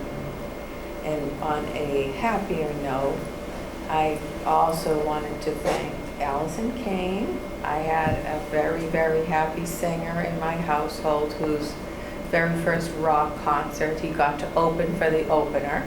And the Notorious performed at the Loverboy Foreigner concert. Mrs. McNeil's son joined them as well. So these singers had a blast there. They were totally under the management and care of Mrs. Kane from beginning to end, so they were safe and well taken care of. And it was just an amazing, amazing way to go to your first concert, to be up on the stage singing. And it's just it was a wild experience. It was a got me out to a concert that I haven't done in many years either, so it was a great time. And I just wanted to thank Mrs. Kane and thank the school system for making sure the arts are funded and continued.